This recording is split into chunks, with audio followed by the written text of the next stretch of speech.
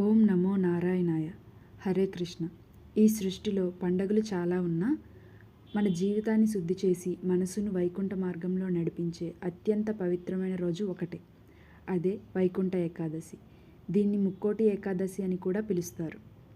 ప్రతి ఏడాదికి మనకి మొత్తం 24 ఏకాదశులు వస్తాయి.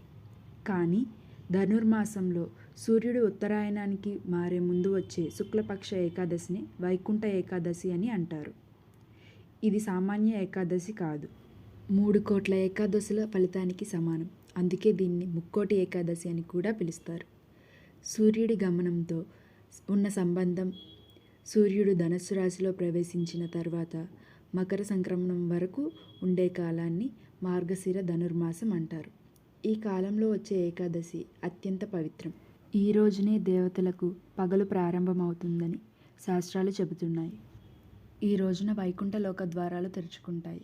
అందుకే వైష్ణవ ఆలయాల్లో సాధారణ రోజుల్లో మూసివేసి ఉంచే ఉత్తర ద్వారాన్ని ఈ ఒక్కరోజే తెరుస్తారు. భక్తులు ఆ ఉత్తర ద్వారం గుండా దైవ దర్శనం చేసుకుంటే వైకుంఠ ప్రాప్తి లభిస్తుందని నమ్మకం. తిరుమల తిరుపతిలో ఈ రోజున వైకుంఠ ద్వారం అని ప్రత్యేక ద్వారం గుండా భక్తులకు దర్శనం కల్పిస్తారు. ఈ ద్వారం గుండానే ముక్కోటి దేవతలు కూడా వచ్చి ఆ వెంకటేశ్వర స్వామిని దర్శించుకుంటారని అందరి నమ్మకం. ఈ రోజున మహావిష్ణువు గరుడ వాహనంపై 3 కోట్ల దేవతలతో కలిసి భూలోకానికి దిగివచ్చి భక్తులకు దర్శనమిస్తాడని పురాణాలు చెబుతున్నాయి. అందుకే ముక్కోటి అనే పేరు వచ్చింది. ఈ రోజున మరెన్నో మహత్తరమైన సంఘటనలు కూడా జరిగాయి. క్షీరసాగర మథనంలో అమృతం, హాలాహలం రెండూ ఈరోజే పుట్టాయి. లోకరక్షణ కోసం ఆ పరమేశ్వరుడు హాలాహలాన్ని స్వీకరించి నీలకంఠుడైన రోజు కూడా ఈరోజే.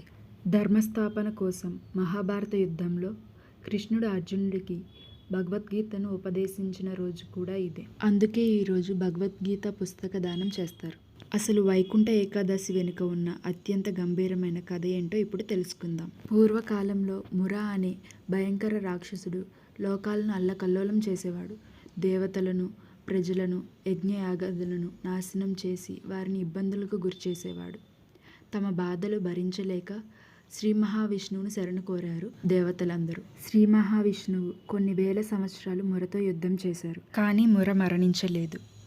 ముర మరణం ఎలా సంభవిస్తుందో ఆ శ్రీ మహావిష్ణువుకి తెలుసు. కాబట్టి శ్రీ మహావిష్ణువు అలసిపోయినట్టుగా నటించి బద్రికాశ్రమంలో హైమావతి గుహలో విశ్రమించాడు. అప్పుడు ముర రాక్షసుడు విష్ణువును సంహరించేందుకు ప్రయత్నించగా విష్ణువు నుండి ఒక దివ్య శక్తి ఉద్భవించింది. ఆ శక్తి తన కంటి చూపుతోనే మురను భస్మం చేసింది. విష్ణువు ఆ శక్తిని చూసి ఆనందించి ఆమెకు ఏకాదశి అని పేరు పెట్టారు. నీకు ఏం వరం కావాలి అని అడిగారు. ఆమె ఇలా కోరింది, ప్రభు, ఈ రోజున ఉపవాసం ఉండే భక్తుల పాపాలను నశింపచేయండి, వారికి వైకుంఠ ప్రాప్తి కలగాలి అని కోరుకుంది. అందుకే ఈ రోజున ఏకాదశి పూజను ఆచరించి యజ్ఞయాగాదులు చేస్తూ ఉంటారు.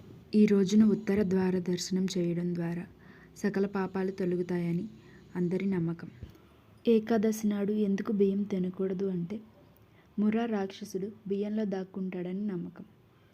అందుకే మురలో ఉండే రాక్షస గుణాలు మనలో ప్రవేశించకుండా ఉండడం కోసం ఈరోజు బియ్యం తినకూడదు అని శాస్త్రాలు చెబుతున్నాయి. ఈరోజు ఉత్తర ద్వారం గుండా ఆ శ్రీ మహావిష్ణువును దర్శించుకుని ఉపవాసం ఉన్నవారికి వైకుంఠ ప్రాప్తి కలుగుతుంది అని మన శాస్త్రాలు చెబుతున్నాయి. ఆ శ్రీ మహావిష్ణువు ఆశీస్సులు మనందరిపై ఉండాలని మనస్ఫూర్తిగా కోరుకుంటూ ఓం నమో నారాయణాయ. హరే కృష్ణ.